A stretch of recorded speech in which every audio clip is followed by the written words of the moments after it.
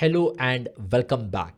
It's time to understand one more crucial topic, which is inheritance. I now want to start the discussion on inheritance with the traditional approach of some theoretical explanation. Let's directly jump into code and understand what is inheritance and all the basic important components or terminologies associated with inheritance. To start with, I would like to just go here and write two classes. I'll write one class here, class maybe whatever class you want you can write. I'll say here alpha, great.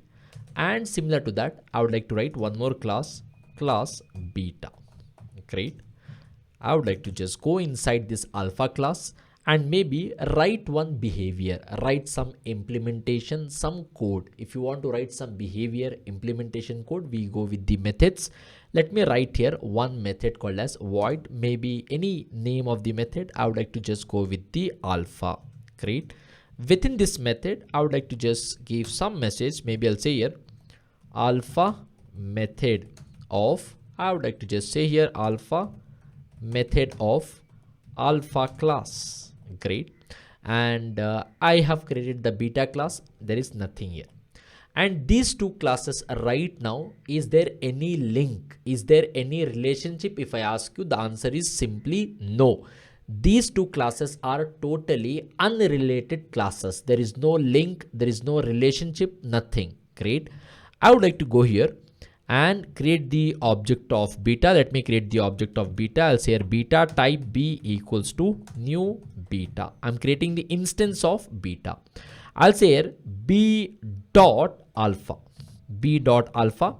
I'm getting compile time error here. Compiler is trying to say, look developer, you are trying to invoke alpha method using the beta reference, and inside the beta class right now there is no alpha method. How can you invoke that, right? Because alpha method is a part of alpha class.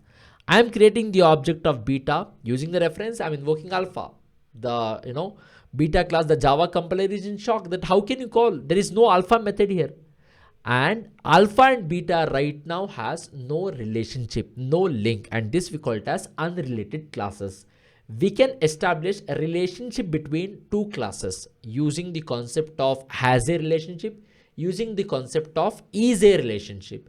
Is a relationship refers to inheritance, parent-child relationship. What is that is what we need to understand here.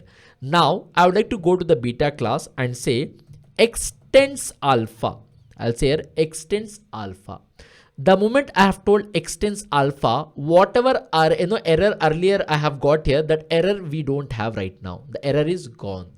The moment you say extends alpha, you're trying to say, look, whatever properties and behavior, whatever fields and method, instance variable and methods which are there inside the alpha class, please inherit that inside the beta class. From your naked eyes right now, you cannot see any alpha method here. But behind the scene, whatever alpha method is there, same method is present here also. So only right now, when I use the reference b and invoke the alpha, b is a reference for beta object. Using the reference of beta object, if I'm able to invoke the alpha method, I'm not getting any error. If I'm not getting any error, that is a proof that inside the beta class we have alpha method available.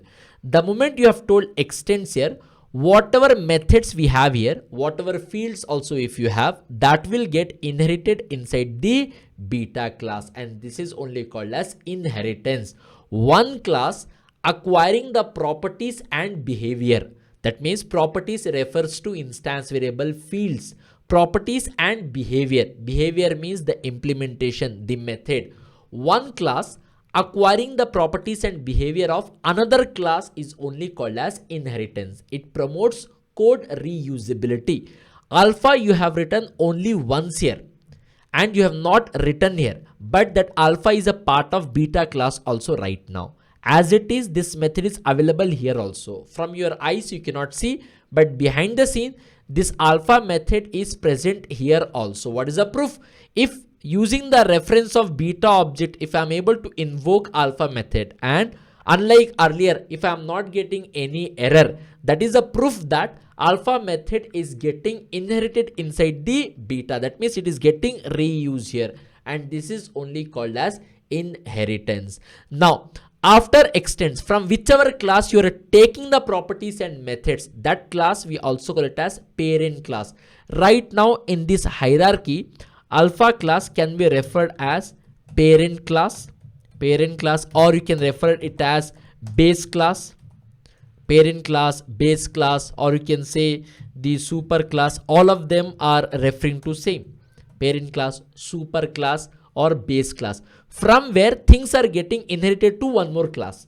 Now whichever class is extending, before extends whatever class we have here, this we call it as the child class, or you can say the derived class, or you can see the subclass. Different names are there, all of them are referring to same derived class, child class, subclass, all of them are same. Now we could able to establish parent child relationship. Parent class, such a class from where I am taking the methods and behavior. Now the moment I have told class beta extends alpha, that means whatever methods you have inside the alpha class, please get me that here. So you cannot see, but beta, no, alpha method is here. That's the proof here, right? And whichever class is taking the methods and variables of one more class, reusing the code which is there in one more class, I am reusing. Beta class is inheriting some other class properties and behavior, and this class we call it as a child class, or you can say the subclass. Child class, subclass, they are same. Parent class, super class, base class, they are same. So inheritance refers to one class acquiring properties and behavior in the another class. And this is not all about the inheritance. You need to understand there are some important key points. See here, I'm not even creating the object of alpha. There is no life. I'm creating the object of beta and invoking alpha method. I'm not even writing here. So whatever code I have written here, that is getting reused here. It promotes code reusability. Fine. So not just this, more on inheritance you have to understand really well. If you have not understood inheritance really well, you cannot understand polymorphism, runtime polymorphism you cannot understand. You cannot understand abstract class interfaces, and these things if you don't understand, then you don't understand Lambda Stream API collection. That means from now on, to understand any other topic, the base is you must know about inheritance. Before inheritance, you should know about the fundamentals, class, object, methods, constructor, encapsulation, these basics things. But after inheritance, any concept to know, you should be knowing properly inheritance. And this is just to start the inheritance. In upcoming video, in the next video, we shall understand more on inheritance.